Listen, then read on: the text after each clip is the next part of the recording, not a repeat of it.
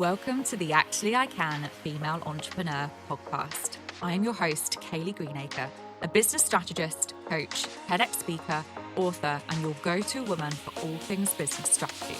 I am obsessed with supporting female entrepreneurs to grow unstoppable six and multi-six-figure businesses that they love, giving them the freedom and life that they desire. During this podcast, I'll be sharing with you everything that you need to become a successful female entrepreneur, from the mindset shifts to sales and marketing strategies, and how to become an iconic leader that people can't get enough of. It is my mission to help you stand out, attract your dream clients and customers, and sell out of your offers with ease whilst building the business and life of your dreams. Let's make this your reality, ladies. Hello, ladies, and welcome to another episode of Actually I Can, the Female Entrepreneur podcast. And in today's episode, I'm going to be diving into the real competitive advantage nobody is talking about, and it can make you a lot of money. So I've been thinking about recording this episode for a while because it's based on something that I've been noticing, not just in my own business, but across the whole online space. And the more I pay attention to it, the more convinced I become that we're standing at the beginning of a huge shift. And I don't think it's a shift in technology, although technology is certainly changing. And I don't think it's a shift in marketing. I think it's a shift in what people value.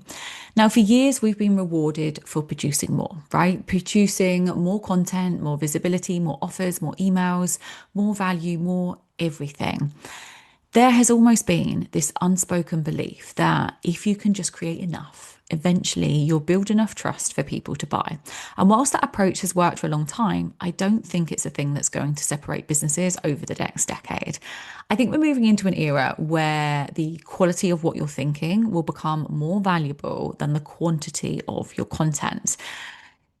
That feels a little bit like a big statement to me, but I honestly and genuinely believe it. I think every single day we are consuming more information than ever before. We're listening to podcasts while we're driving.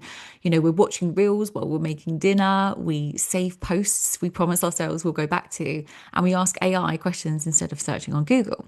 And we have constant access to advice, to frameworks, to opinions and strategies from thousands of people around the world.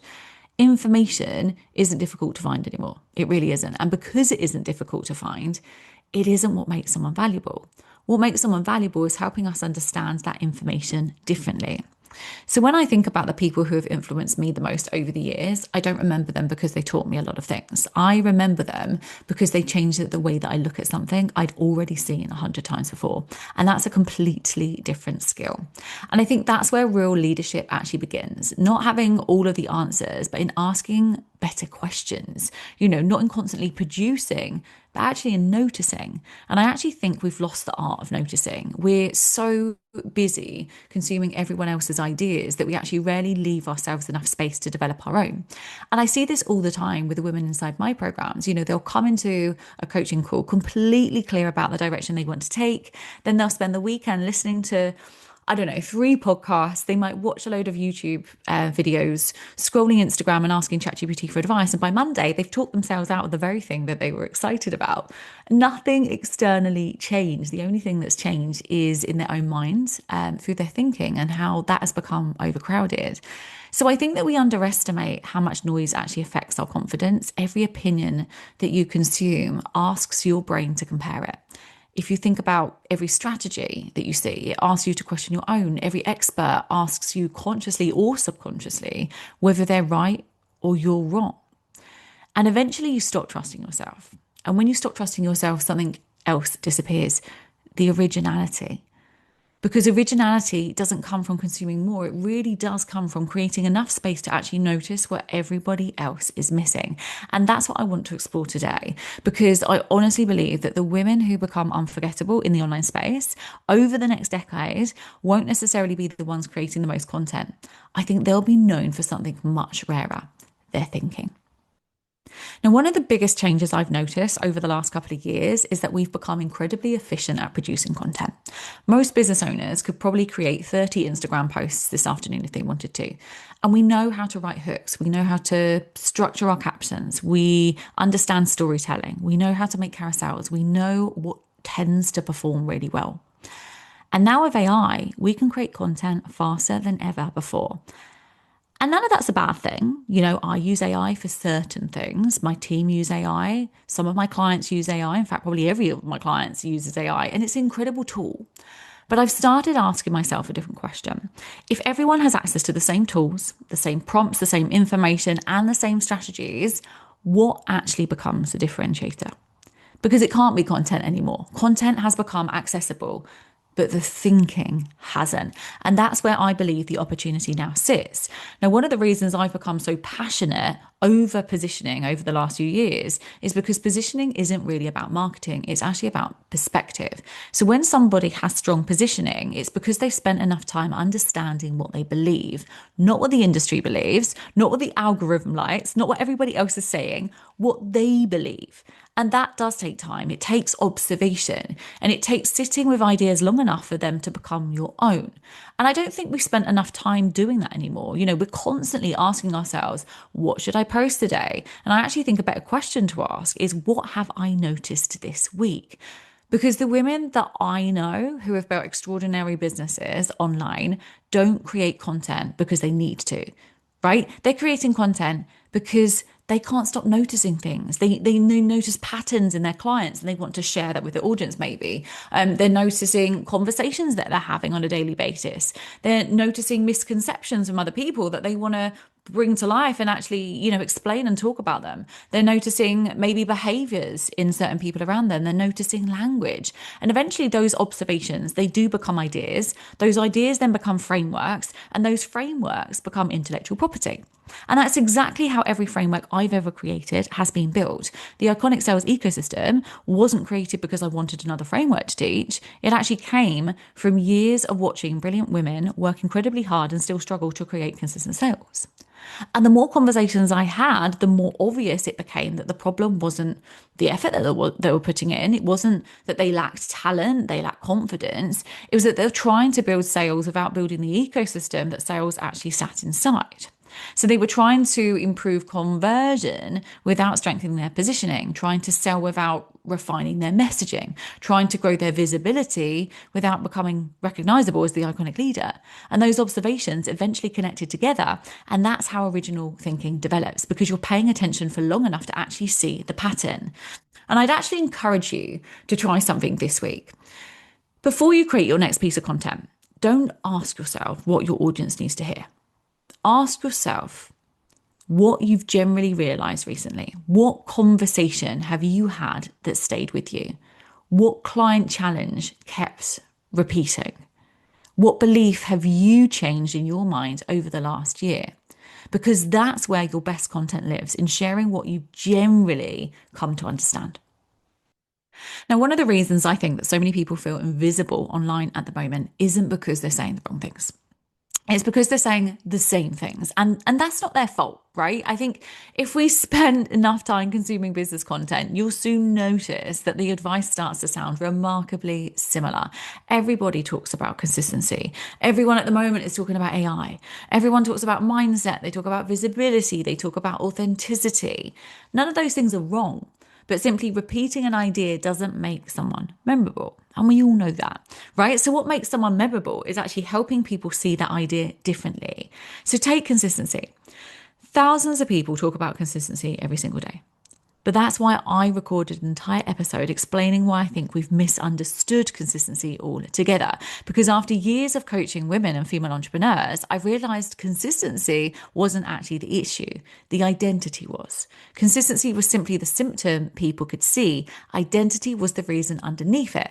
That's interpretation. The information already existed. The different perspective created the value.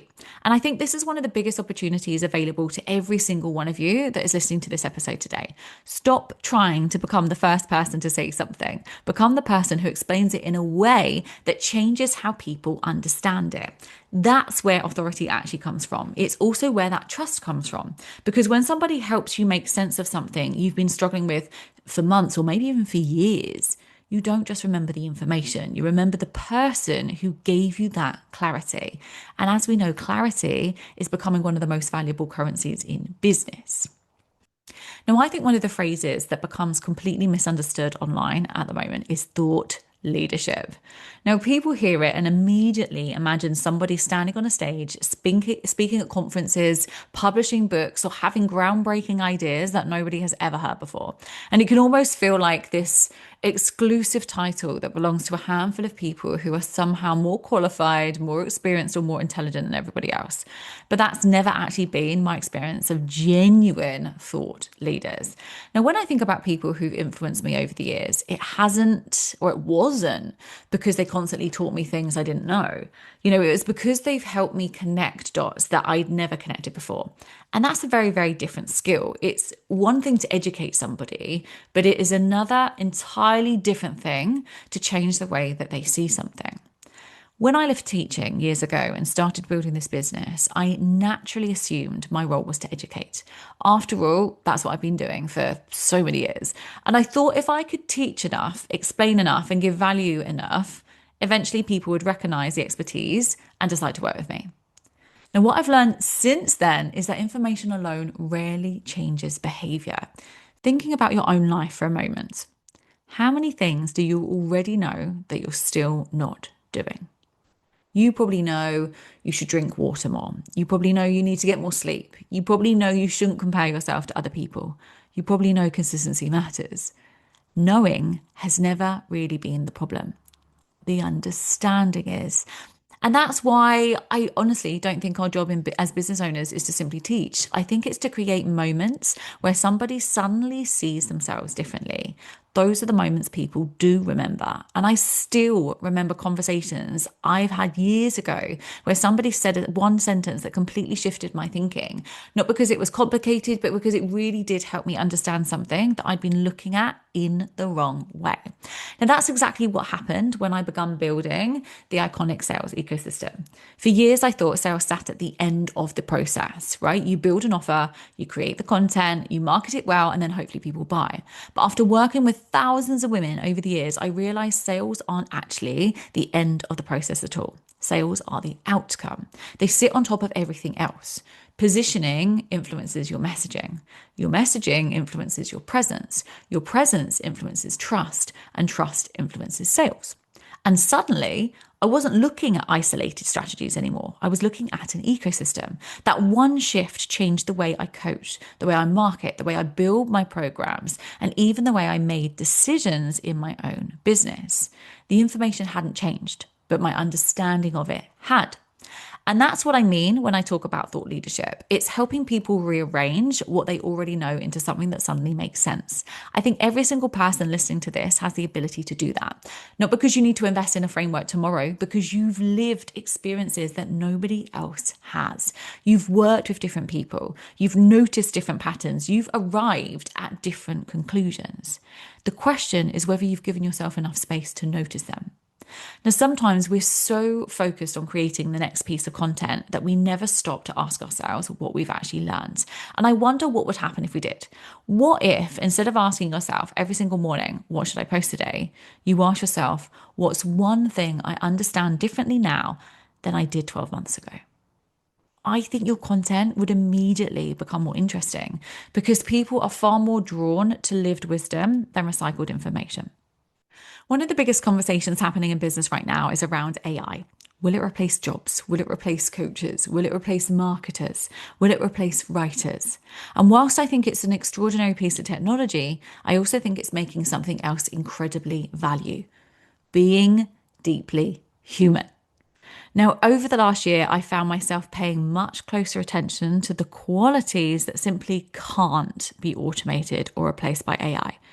Curiosity, empathy, observation, pattern recognition, judgment, the ability to notice what somebody isn't saying, the ability to hear the hesitation in someone's voice before they can even explain what they're struggling with. Those things have always mattered. And I just don't think we've appreciated how commercially valuable they really are. When somebody joins one of my programs, I don't spend the first conversation trying to fit them into a framework. I'm listening, not just to their words, but to the assumptions underneath them. I'm listening for the beliefs they don't even realize that they're carrying. I'm listening for the story they've been telling themselves for years without questioning whether it's true. And sometimes the things that they tell me they need help with, which isn't actually the things that are holding them back at all. That's emotional intelligence. It's noticing that layer underneath the layer. And I honestly believe that's becoming one of the biggest advantages you can have in your business. Because whilst technology becomes better at producing information, people become more desperate to feel understood. And that's never been more obvious than it is now. Think about the businesses you keep going back to. Is it because they have better graphics? Does it have the most well-written captions, the most polished website? Or is it because every time they speak, you feel like they're describing something you've experienced that you've never been able to explain? That's what creates the loyalty. That's what creates that trust. And that's what creates businesses people stay with for years rather than months. I'd really encourage you to become fascinated by people, not because it's good marketing, because it is honestly really, really good leadership. Spend more time listening than talking. Spend more time asking questions than giving answers. Spend more time noticing patterns and chasing the trends, because those observations will eventually become your greatest commercial asset.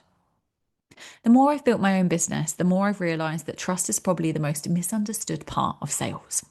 When people ask why someone isn't buying, the conversation normally turns to visibility, to pricing, to marketing or objections. We start looking for something tactical that needs fixing. Maybe they need a better call to action. Maybe they need more testimonials. Maybe they need a different launch strategy. Sometimes those things really do matter, but I don't think they're usually where the problem starts. Trust begins much earlier than that. It begins long before someone lands on your sales page or books a discovery call. It begins in hundreds of tiny moments where your audience is deciding what they believe about you. Every single piece of content they consume is shaping that picture. Every podcast that they listen to, every story they watch, every conversation they have with you. What they're really asking themselves isn't, can this person help me? They're asking something much more human. Do I believe this person understands me? Because understanding creates safety, and safety is what allows someone to make a decision. When I look back at every investment I've made in my own business, I don't think I've ever bought because somebody knew more than someone else. I've bought because I trusted the way that they thought. I trusted their judgment. I trusted the way that they saw problems. I trusted that if I became their client, they wouldn't simply give me information, they'd help me see things I couldn't see myself. And that's why I don't think trust is built by trying to prove your expertise. In fact, I think constantly trying to prove yourself often has the opposite effect. When we're trying to prove ourselves, we usually end up saying more than we actually need to. We kind of over-explain, we over-teach, we cram every post of value because we're hoping that if people see how much we know, we'll finally decide that, or they'll finally decide that we're worth investing in. But confidence rarely sounds like that. Confidence is usually much quieter. It doesn't feel the need to prove every single point. It isn't trying to win an argument. It simply trusts that the right people will recognize the depth that's already there. And I think that's one of the biggest shifts that I've made over the last couple of years. Earlier in my business, I probably felt like I had to demonstrate my expertise constantly. Every post needed to teach something. Every caption needed to contain as much value as possible because I wanted people to see that I knew what I was talking about. And now I think really, really differently. I'm much more interested in helping somebody think than I am trying to impress them. Because if I can genuinely change the way that someone sees their business, their positioning, their messaging of their sales, I've already begun building that trust because I've given them that clarity. And clarity is incredibly powerful. It's one of the reasons I talk so much about positioning. Positioning isn't simply deciding what you do, it's deciding how you want people to think about you. And messaging isn't simply about writing captions, it's about helping people understand why your perspective is different. And an evergreen ecosystem isn't a funnel. It's definitely not just a simple funnel. It's creating a business that consistently builds trust even whilst you're sleeping. That's why I call it an ecosystem, because everything is connected. Your positioning shapes your messaging shapes your presence shapes your trust. Trust creates movement creates sales. When one part is weak, every other part has to work harder to compensate for that. And that's why I always encourage female entrepreneurs to stop obsessing over the point of sale and start actually strengthening everything that comes before it. Because sales are rarely won in the moment somebody clicks buy, they're won in the moment way before that. I personally think that we're entering a season where people are becoming increasingly selective about who they give their attention to, which means attention is no longer earned by creating more. It's earned by creating meaning. And I genuinely believe that the women who build extraordinary businesses over the next decade won't necessarily have the biggest audiences. They won't always post the most. They won't always have the cleverest marketing, but they'll become known for something that can't easily be copied: the way that they think. People will seek them out because they trust their judgment, because they know that every conversation will leave them seeing something differently, because they know that they won't just leave with another strategy, they'll leave with greater clarity. And if there's one thing I'd love for you to take away from this episode, it's this: give yourself more space to think, not to consume, not to compare, not to produce, to think. Protect time where you're not listening to another episode. Protect time where you're not asking AI what it thinks. Protect time where you simply observe your clients, your business, and yourself, and ask better questions. Notice more patterns. Become fascinated by people, because that's where original thinking really does come from. And original thinking is becoming one of the most rarest things in business. And I honestly believe that the opportunity is sitting in front of every single one of us, not to become louder or busier or more visible, but to actually become more thoughtful, because thoughtful businesses do build trust. And as we know, trusted businesses create consistent sales, and consistent sales will create the freedom that so many of you came into business looking for in the first place. Now, if this conversation resonated and you know you're ready to become the iconic leader, the real thought leader in your industry who sells on repeat and stacks recurring revenue monthly, then this is exactly the work we go deeper into inside both Unstoppable and Iconic the Masterminds, my two signature programs. And if you're not sure which space is right for you, or you simply want to explore what stepping into this next level could look like, send me a DM on Instagram with the word iconic and let's have a conversation. Thank you so much for joining us for today's episode. Please don't forget to rate, review, and subscribe to the podcast, and I'll see you all again next time. Thank you for tuning in to the Actually I Can Female Entrepreneur Podcast with me, your host, Kayleigh Greenacre. If you are ready to build, grow, and scale your dream six-figure or multi-six-figure business, then head to our website now for more information, or connect with me on socials to see how you can create your dream business and dream life.